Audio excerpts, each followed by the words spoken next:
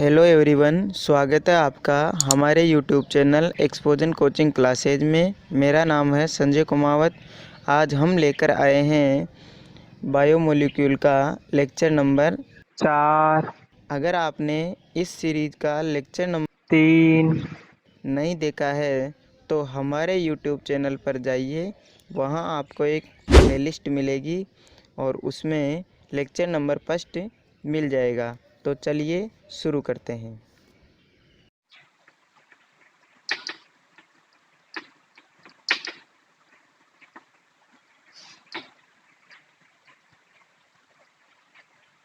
दोस्तों,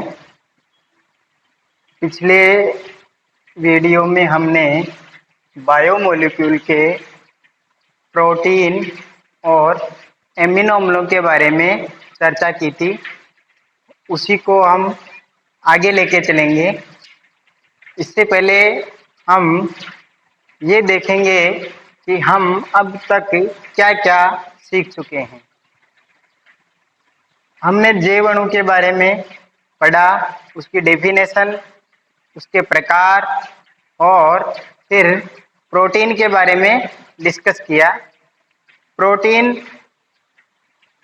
एमिनो अम्ल की एकलक इकाइयों से मिलकर बना होता है और प्रकृति में 20 प्रकार के एमिनो अम्ल है जो प्रोटीन संश्लेषण में महत्वपूर्ण भूमिका निभाते हैं।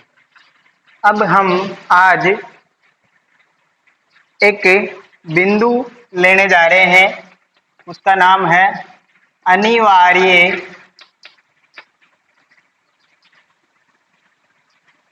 अमीनो अम्ल।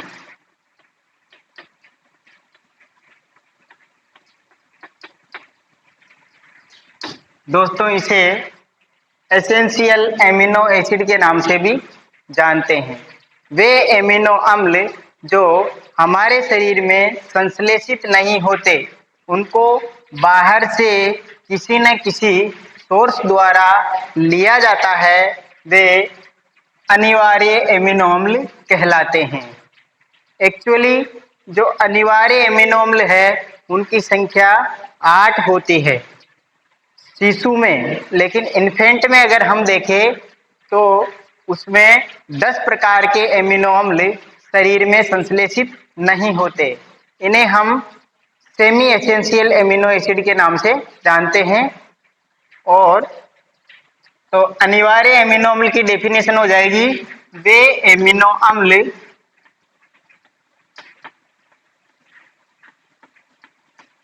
जो शरीर द्वारा संश्लेषित नहीं किए जाते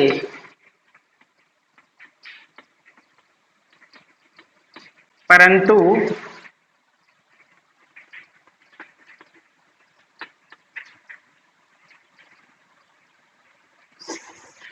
शरीर के लिए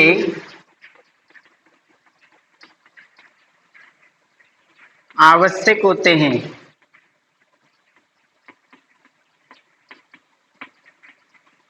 अनिवार्य एमिनो अम्ल कहलाते हैं।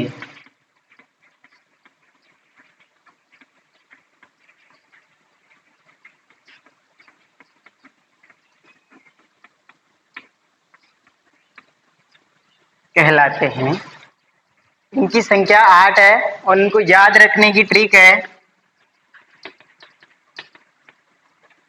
इल, टीवी, पीएमटी। तो 3, 2, 5 और 3, 8 एमिनो अम्ल हैं जो अनिवार्य एमिनो अम्ल की श्रेणी में रखे गए हैं। सबसे पहला है आइसोल्यूसिन।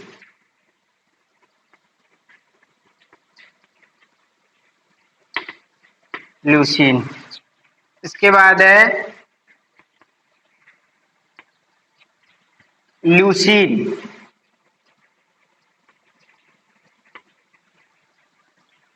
लाइसिन।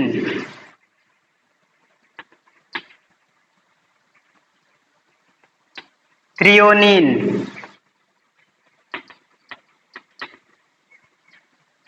ये है वेलिन।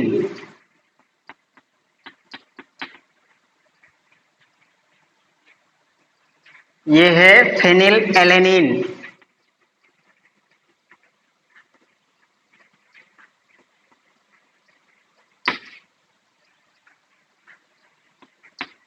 मिथियोनिन।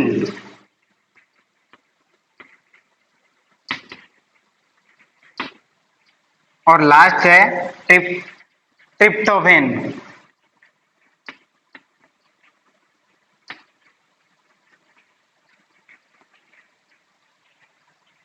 इसके अलावा दो अमीनो एसिड है, आर्जिनिन और हिस्टिडीन, जो सेमी एसेंशियल एमिनो एसिड कहलाते हैं। तो सेमी एसेंशियल एमिनो एसिड होंगे, सेमी एसेंशियल एमिनो एसिड होंगे आर्जिनिन व हिस्टिडीन। दोस्तों, इन दोनों एमिनो एसिड के बारे में पीएमटी में बहुत बार क्वेश्चन पूछा गया है कि अर्ध संश्लेषित या सेमी एसेंशियल एमिनो एसिड कौन से हैं। तो आंसर जाता है आर्जिनिन और हिस्टिडीन। यहाँ तक हमने प्रोटीन के बारे में चर्चा कर ली। इसके आगे चर्चा करने से पहले हम प्रोटीन के बारे में दो महत्वपूर्ण बिंदु और देखेंगे। दोस्तों, प्रोटीन के बारे में हम चर्चा कर रहे हैं, उसमें सबसे पहला महत्वपूर्ण बिंदु है कि यह है सजीवों में पाया जाने वाला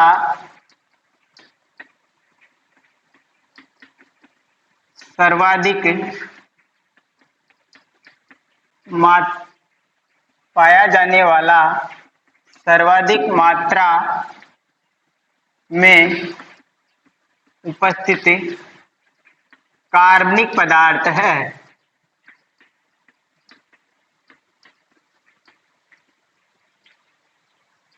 दूसरा महत्वपूर्ण बिंदु यह है कि यह सबसे विविध प्रकार का जैव अणु है। यह सबसे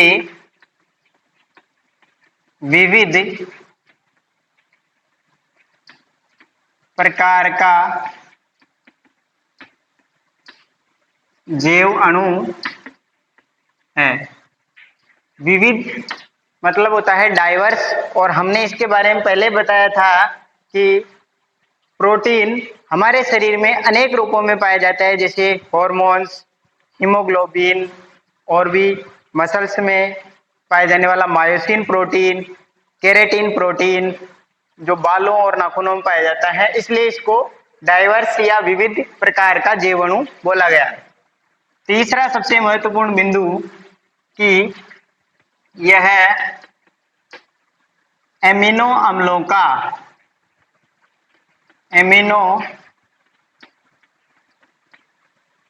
अम्लों का विषम बहुलक होता है। विषम बहुलक, हेटेरोपॉलीमर। दोस्तों, चौथा बिंदु यह है जो हम पढ़ना चाहते हैं, और सबसे महत्वपूर्ण बिंदु, सर्वाधिक जैव मंडल में सर्वाधिक मात्रा में पाया जाने वाला प्रोटीन। जैव मंडल में सर्वाधिक मात्रा में पाया जाने वाला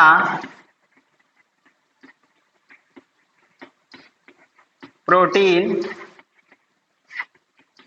जिसके बारे में हम जो फोटोसिंथेसिस चैप्टर है उसमें चर्चा करेंगे, बहुत ही महत्वपूर्ण एंजाइम है, उसे बोलेंगे हम रूबिस्को। रूबिस्को जैव मंडल में सर्वाधिक मात्रा में उपस्थित प्रोटीन है, और ये किसमें पाया जाता है? पादपों में पाया जाता है। पादपों में। जब पादपों में सर्वाधिक मात्रा में रूबिस्को होता है तो फिर जंतुओं में कौन सा प्रोटीन है? तो जंतुओं में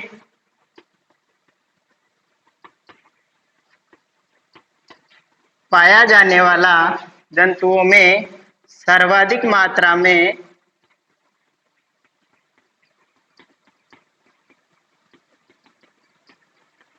उपस्थित प्रोटीन होगा कोलेजन।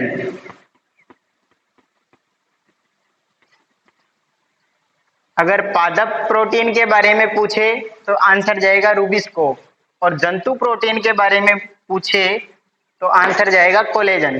दोस्तों, कोलेजन हमारे जो कनेक्टिव टिश्यू होते हैं जैसे बोन और कार्टिलेज, उनको मजबूती प्रदान करने का काम करता है कोलेजन प्रोटीन, जो हमारे शरीर में, जंतुओं के शरीर में सर्वाधिक मात्रा में उपस्थित होता है।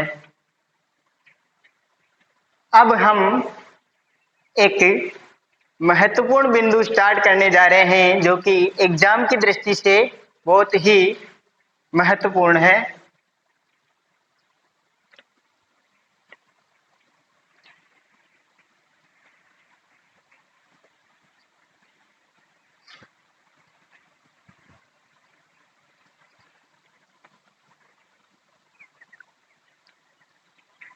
प्रोटीन की संरचना। प्रोटीन की संरचना, द स्ट्रक्चर ऑफ प्रोटीन। 4 प्रकार की प्रोटीन की संरचना होती है। पहली है प्राथमिक संरचना। प्राथमिक संरचना जिसे हम 1 डिग्री स्ट्रक्चर भी बोलते हैं। दूसरा है द्वितीयक संरचना।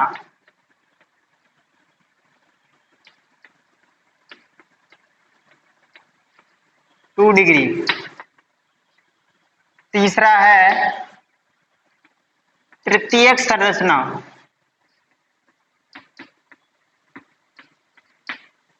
3 डिग्री स्ट्रक्चर। और चौथा है चतुर्थ संरचना।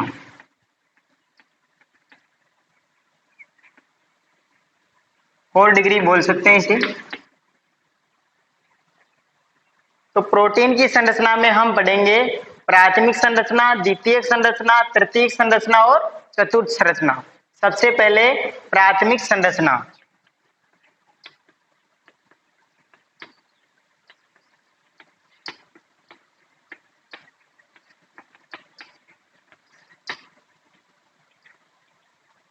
दोस्तों, ये संरचना पढ़ने से हमें प्रोटीन के बारे में बहुत सा ज्ञान होगा, अतः हम इसे अच्छे से समझेंगे।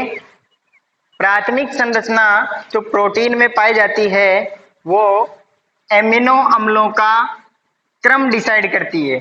जो एमिनो अम्लों का क्रम है वो डिसाइड करती है प्राथमिक संरचना। तो प्राथमिक संरचना से सबसे पहला बिंदु हमें एमिनो अम्लों का क्रम ज्ञात होता है। एमिनो अम्लों का क्रम बताती है। अब एमिनो अम्लों के क्रम से क्या मतलब हुआ? हमें पता है कि बहुत सारे एमिनो अम्ल मिलकर के प्रोटीन का निर्माण करते हैं। अब उदाहरण की दृष्टि से हम देखें, कोई सा भी प्रोटीन है, मान लो प्रोटीन जिसे मैं मान रहा हूं एक्स, और इसका निर्माण हो रहा है methionine, tryptophan, valine, cysteine, proline, इनसे मिलकर के एक प्रोटीन बन रहा है जिसे हम एक्स नाम दे रहे हैं। तो दोस्तों, हमें इनका क्रम कैसे पता चलेगा कि पहला एमिनो अम्ल कौन सा है, दूसरा कौन सा है और सबसे लास्ट वाला कौन सा है। तो इसके लिए हम एक उदाहरण देखेंगे। सबसे पहले मान लो हमारे पास है एमिनो अम्ल फर्स्ट, एमिनो अम्ल सेकंड, एमिनो अम्ल थर्ड। ये 3 एमिनो अम्ल है। मैंने पहला एमिनो अम्ल मान लिया,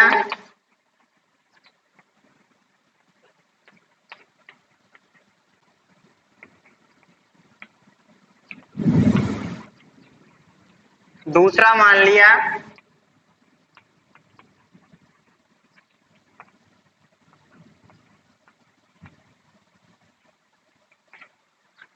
और तीसरा मान लिया।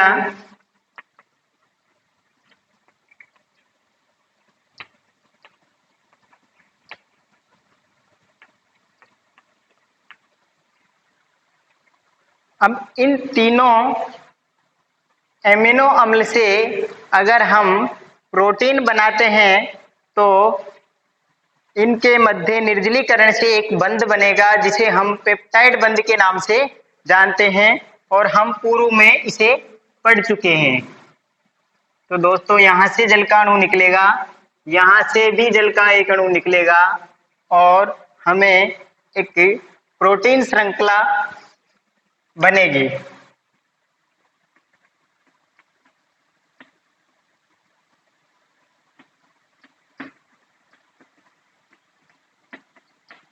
ये OH समूह यहाँ से निकला और यहाँ पे रह गया C डबल बॉन्ड O और ये पेप्टाइड बंध और यहाँ पे रह गया NH और ये ट्रांसफॉर्म में पाया जाता है।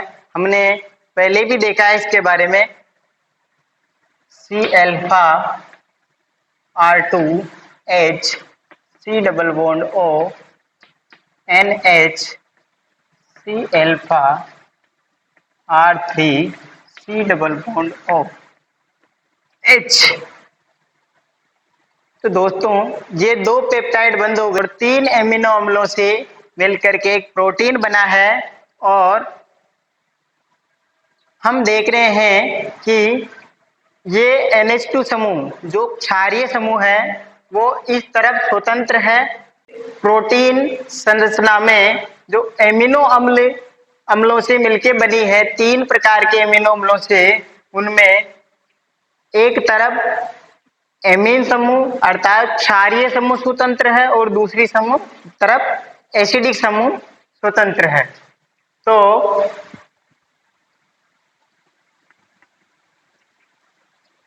इस सिरे को हम एन सिरा बोलेंगे या क्षारीय शिरा और इस तरफ बोलेंगे हम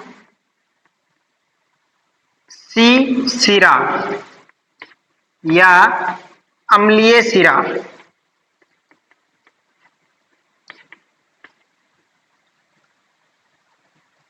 अब इस प्रोटीन में हम देखेंगे कि एन सिरे से सी सिरे की ओर हम एमिनो अम्लों का क्रम डिसाइड कर रहे हैं। तो इसी प्रकार हम प्राथमिक संरचना में एमिनो अम्लों का क्रम देखेंगे और ये क्रम किस हिसाब से डिसाइड होगा, जिस तरफ एन सिरा स्वतंत्र होगा वो एन सिरा स्वतंत्र होगा उस सिरे से हम सी सिरे की ओर चलेंगे। यही एमिनो अम्लों का क्रम होगा। अतः पहला बिंदु हो गया इसका कि प्राथमिक संरचना एमिनो अम्लों का क्रम बताती है। दूसरा, अब देखो दोस्तों, यहाँ मिथियोनिन में मान लो मैं यहाँ सी सिरा इधर एन सिरा मान रहा हूं। एन सिरा इस साइड में है और सी सिरा इस साइड में है। तो सी सिरा हमने एमिनो अम्लों का क्रम कैसे डिसाइड किया कि हम एन से सी की ओर चलेंगे। तो यहाँ पर एन से सी की ओर चलने पर हमें ये एक प्रोटीन मिल रहा है एक्स। तो पहले नंबर पे कौन आएगा? मिथियोनिन, दूसरे पे ट्रिप्टोफैन, तीसरे पे वेलिन, चौथे पे सिस्टीन, पांचवे पे और लास्ट में आएगा प्रोलीन। अब इन एमिनो अम्लों के मध्य ये एक सीधी श्रृंखला है और रेखीय रूप में व्यवस्थित है ये, और इनके मध्य में पेप्टाइड बंध है। तो दूसरा महत्वपूर्ण बिंदु हो जाएगा कि प्राथमिक संरचना में का निर्माण कौन से बंधों द्वारा होता है? पेप्टाइड बंध द्वारा। तो पेप्टाइड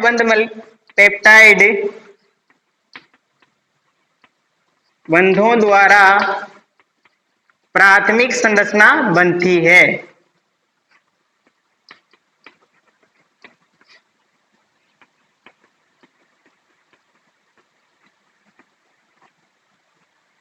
अब तीसरा बिंदु हो जाएगा कि प्रोटीन की प्राथमिक संरचना द्वारा हम एमिनो अम्लों का स्थल बता सकते हैं या इनसे एमिनो अम्लों का स्थल ज्ञात होता है।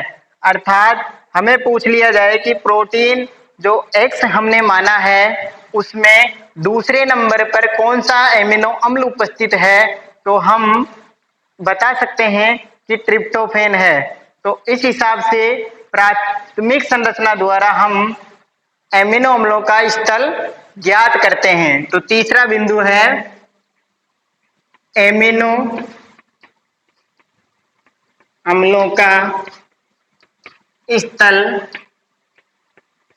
ज्ञात करने में।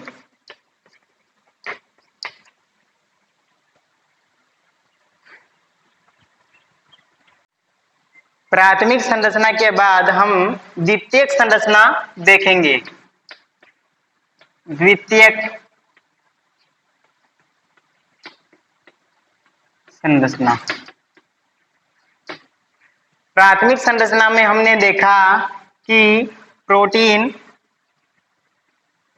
एमिनो अम्लों के क्रम को बता रहा है, एमिनो अम्लों के क्रम को प्राथमिक संरचना बता रही है और वो रैखिक क्रम में उपस्थित थे। तो मान लो मिथियोनिन, कोई भी मान सकते हैं, ट्रिप्टोफैन, वेलिन, सिस्टीन, प्रोलीन, ये एमिनो अम्लों की एक श्रृंखला है जिसे हम प्राथमिक संरचना बोल सकते हैं। और इसका ये एन सिरा है और ये सी सिरा है। तो ये संरचना, इसका क्रम हो जाएगा एन से सी की ओर। अब द्वितीयक संरचना के रूप में अगर हम इसे देखें तो द्वितीयक संरचना हमें बताती है कि कुछ क्षेत्रों में घुमाव आ जाता है। द्वितीयक संरचना में जो प्राथमिक संरचना है उसमें कुछ जगहों पे घुमाव आ जाते हैं, इसके कारण द्वितीयक संरचना का निर्माण होता है। तो मान लो ये प्राथमिक संरचना है और इसमें कुछ जगहों पे, मान लो ये और ये दो जगह है, इसमें घुमाव आ गया तो द्वितीयक संरचना बन जाएगी इसकी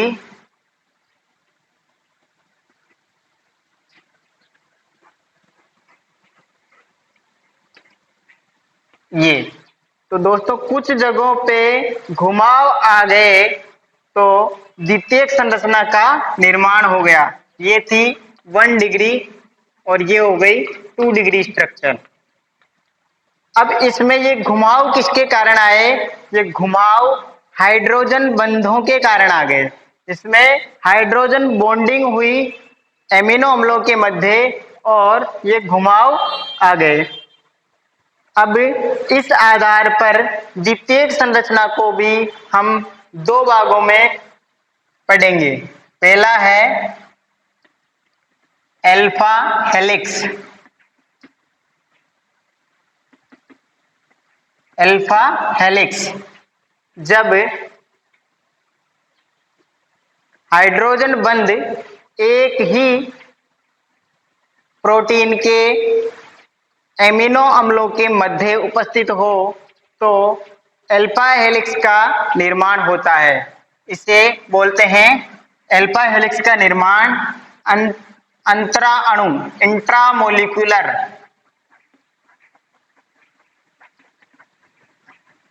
इंट्रामोलिक्यूलर हाइड्रोजन बॉन्डिंग के कारण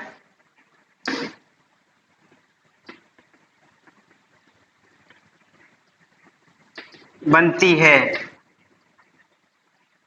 सामान्यतः ये हेलिक्स होते हैं वो क्लॉकवाइज होते हैं, तो इनकी जो ट्विस्ट होते हैं ये क्लॉकवाइज हेलिक्स उपस्थित होती है।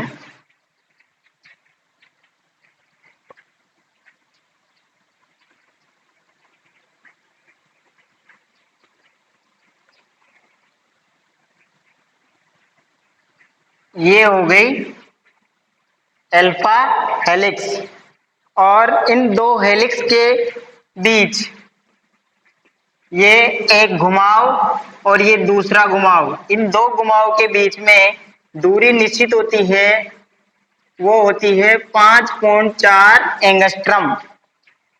तो दोस्तों अल्फा हेलिक्स का निर्माण होगा इंट्रामोलिक्यूलर हाइड्रोजन बॉन्डिंग के कारण, और ये हेलिक्स बनते हैं क्लॉकवाइज, और इन दो हेलिक्स के मध्य की दूरी होती है 5.4 एंगस्ट्रम।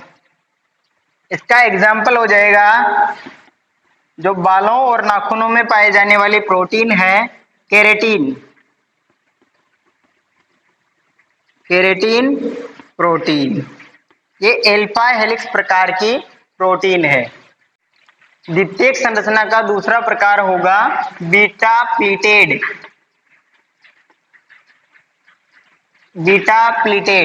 और इसका निर्माण होता है इंटर मोलिक्यूलर हाइड्रोजन बॉन्डिंग के कारण।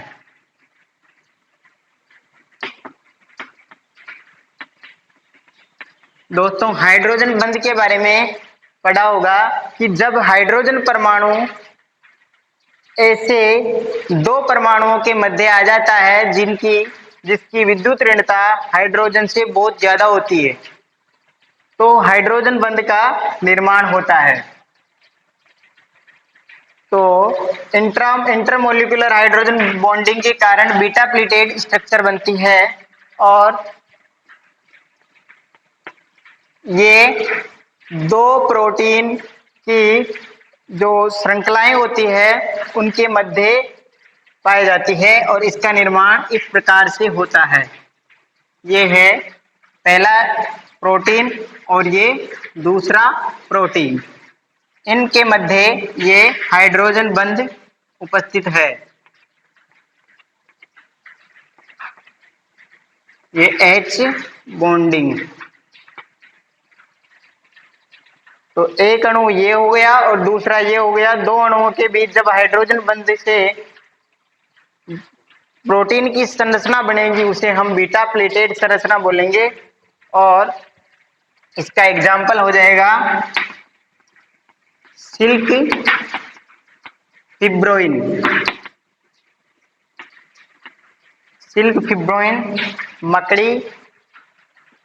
मकड़ी के जाले में मकड़ी से प्राप्त होता है, ये मकड़ी में पाया जाता है ये बीटा प्लीटेड प्रकार की स्ट्रक्चर।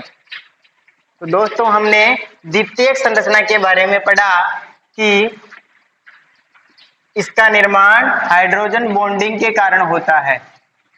हाइड्रोजन बॉन्डिंग के कारण निर्माण होता है।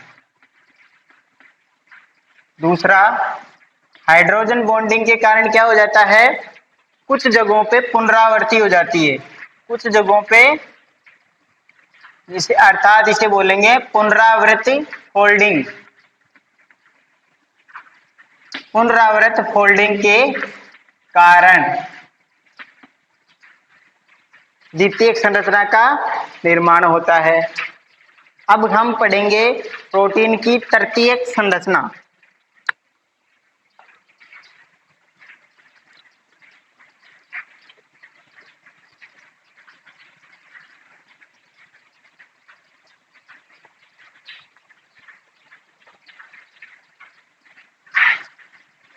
तीसरा प्रकार हो जाएगा तृतीयक संरचना।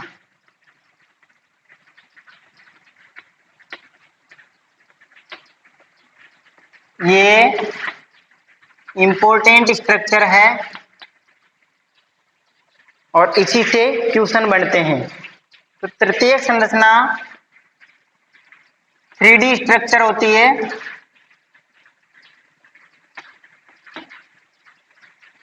और ये होती है कंप्लीट फोल्डिंग के कारण। कंप्लीट फोल्डिंग के कारण, अर्थात जब किसी प्रोटीन के एमिनो अम्लों में कंप्लीट फोल्डिंग हो जाती है तो तृतीयक संरचना बनती है। प्राथमिक संरचना रेखीय होती है, द्वितीयक संरचना में कुछ जगहों पे फोल्डिंग हो जाती है और तृतीयक संरचना में ये पूरा एमिनो अम्लों का जो क्रम है अर्थात ये पूरी श्रृंखला है वो फोल्डिंग हो जाती है और ये है इसका एन सिरा, ये हो गया इसका सी सिरा और ये एक 3D रूप में 3D रूप ले लेती है, इसे हम तृतीयक संरचना बोलेंगे। दोस्तों जब हम एक टेस्ट ट्यूब में जिसमें जल भरा हुआ है इसमें प्रोटीन डालेंगे तो इसी प्रकार से रिएक्शन होती है। प्रोटीन जब इसमें डालते हैं, प्रोटीन में दो तरीके के एमिनो अम्ल उपस्थित है, एक जल हाइड्रोफोबिक और एक हाइड्रोफिलिक, अर्थात ध्रुवीय और अध्रुवीय। तो ध्रुवीय समूह जल के साथ क्रिया करेगा अर्थात उससे स्नेह रखेगा और उसके अणुओं के पास चला जाएगा और जो अध्रुवीय समूह है वो उससे दूर चला जाएगा। तो जो भी एमिनो अम्ल ध्रुवीय होंगे वो बाहर की ओर होंगे इसमें और जो अध्रुवीय होगा वो अंदर की ओर होगा। और तृतीयक संरचना के बारे में सबसे महत्वपूर्ण बात यह है कि यह प्रोटीन की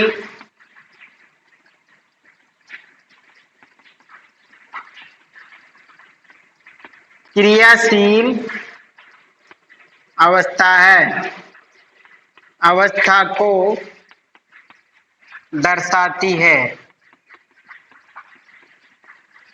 अर्थात प्रोटीन की 1 डिग्री स्ट्रक्चर कोई क्रिया नहीं करती है, निष्क्रिय होती है, 2 डिग्री भी निष्क्रिय होती है, लेकिन जब 3 डिग्री स्ट्रक्चर बन जाती है तो वो प्रोटीन क्रियाशील हो जाता है अर्थात एक्टिव हो जाता है।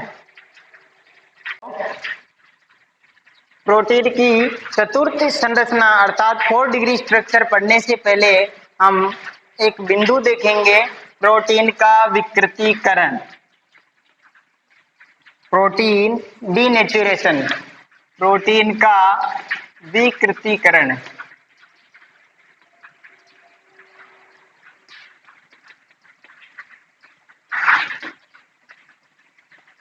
जब प्रोटीन निष्क्रिय हो जाता है अर्थात प्रोटीन क्रिया करना बंद कर देता है तो उसे प्रोटीन का विकृतीकरण कहते हैं। अर्थात प्रोटीन की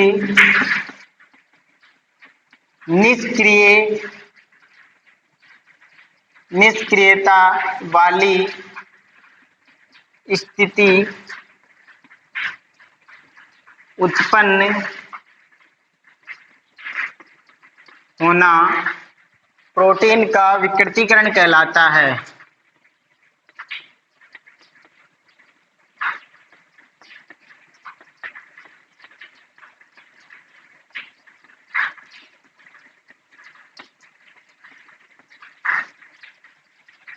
और हम जानते हैं, अभी अभी पढ़ा है कि जो प्रोटीन किसके कारण क्रियाशील होता है, 3 डिग्री स्ट्रक्चर में जब प्रोटीन आ जाता है तो वो क्रियाशील हो जाता है। अतः जब प्रोटीन का विकृतीकरण हो जाएगा तो इसकी कौन सी संरचना प्रभावित होगी? 3 डिग्री स्ट्रक्चर प्रभावित होगी। दोस्तों ये बहुत ही इंपॉर्टेंट बिंदु है जहां से क्वेश्चन बनता है। कई बार पूछा भी गया है कि प्रोटीन के विकृतीकरण में कौन सी संरचना डिस्टर्ब होती है? तो 3 डिग्री स्ट्रक्चर अर्थात प्रत्येक संरचना इसमें डिस्टर्ब होती है, परंतु 1 डिग्री स्ट्रक्चर पे कोई प्रभाव नहीं पड़ता। तो इसमें प्रोटीन की प्रत्येक संरचना विकृत होती है,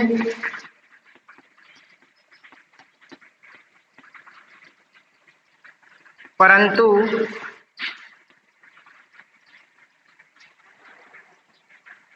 वन डिग्री स्ट्रक्चर अपरिवर्तित रहती है।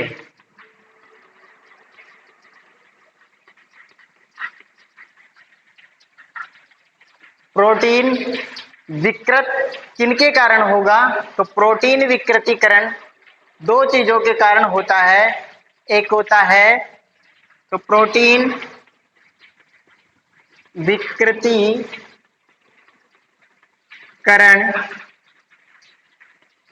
के कारण कारक कौन कौन से हैं? एक है पीएच और दूसरा है तापमान। तापमान और पीएच प्रोटीन के विकृतीकरण के लिए जिम्मेदार है, जिसमें प्रोटीन की 3 डिग्री स्ट्रक्चर है वो विकृत हो जाती है और 1 डिग्री स्ट्रक्चर अप्रभावित रहती है। दोस्तों यहीं से एक क्वेश्चन और बनता है पीएमटी में, वो इससे रिलेटेड नहीं है लेकिन है वो इसी से संबंधित।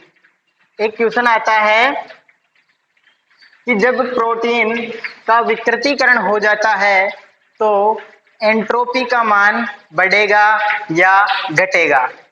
तो दोस्तों हम सोचते हैं कि जैसे अंडा एक एल्बुमिन प्रोटीन से मिलके बना है, तो अंडे को हम जैसे उबालेंगे तो वो सॉलिड हो जाता है, उसमें जो लिक्विड पार्टिकल है वो सॉलिड में चेंज हो जाएंगे। और हम जानते हैं एंट्रोपी अव्यवस्था की माप है, अर्थात जहां पे अव्यवस्था बढ़ेगी वहां एंट्रोपी बढ़ेगी। और अंडे को उबालेंगे तो वो लिक्विड से सॉलिड में जा रहा है, अर्थात पार्टिकल डिस्टर्ब होने की बजाय व्यवस्थित हो रहे हैं। और हम इसका आंसर गलत लगा देते हैं कि प्रोटीन विकृतीकरण में एंट्रोपी का मान घटता है, जबकि इसका आंसर ये नहीं हो करके ये होता है कि प्रोटीन विकृतीकरण में एंट्रोपी का मान बढ़ेगा। क्यों दोस्तों? क्योंकि हम अभी अभी स्ट्रक्चर पढ़ रहे हैं प्रोटीन की जो 1 डिग्री स्ट्रक्चर है वो नहीं बदलती है, और जैसे जैसे हम आगे बढ़ते जाएंगे प्रोटीन की स्ट्रक्चर चेंज हो जाती है। अगर हम केमिकली देखें तो इसकी स्ट्रक्चर चेंज हो गई, अर्थात अव्यवस्था बढ़ गई, तो एंट्रोपी का मान भी बढ़ गया। तो यहाँ पे लिख देता हूं एक नोट, प्रोटीन विकृतीकरण में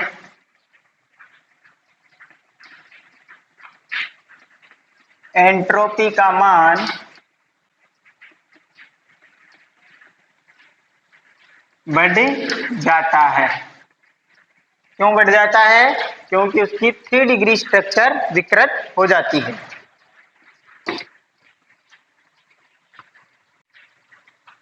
दोस्तों अब हम प्रोटीन की चतुर्थ संरचना के बारे में पढ़ेंगे। चतुर्थ संरचना यह सभी प्रोटीन में नहीं पाई जाती।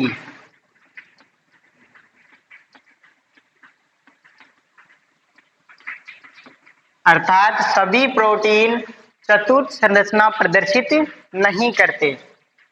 तो कौन से प्रोटीन प्रदर्शित करते हैं? वे प्रोटीन जिनमें पॉलीपेप्टाइड श्रृंखलाएं उपस्थित होती है, अर्थात दो या दो से अधिक प्रोटीन मिलकर के या एमिनो अम्लों की श्रृंखलाएं जब मिलती है तो उसे हम पॉलीपेप्टाइड श्रृंखला बोलते हैं। तो पॉलीपेप्टाइड श्रृंखलाएं जो अधिक होगी तब चतुर्थ संरचना उपस्थित होगी। तो दो या दो से अधिक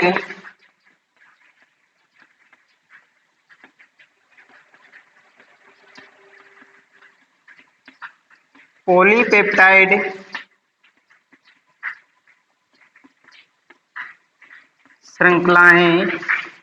श्रृंखलाओं वाला प्रोटीन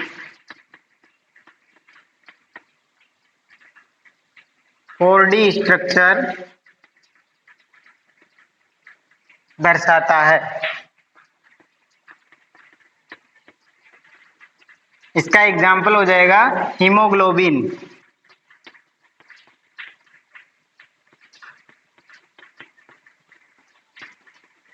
दोस्तों, 4 प्रकार की पॉलीपेप्टाइड श्रृंखलाएं मिलकर के हीमोग्लोबिन का निर्माण करती है। 2 अल्फा और 2 बीटा, 2 अल्फा व 2 बीटा पॉलीपेप्टाइड श्रृंखलाएं होती है, वो हीमोग्लोबिन का निर्माण करती है, जो कि चतुर्थ संरचना प्रदर्शित करता है। तो दोस्तों, ये था लेक्चर नंबर 4।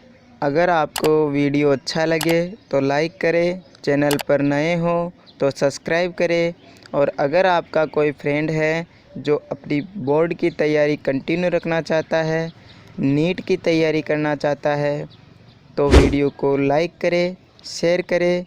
मिलते हैं आपसे अगले लेक्चर में, तब तक के लिए बाय बाय, टेक केयर।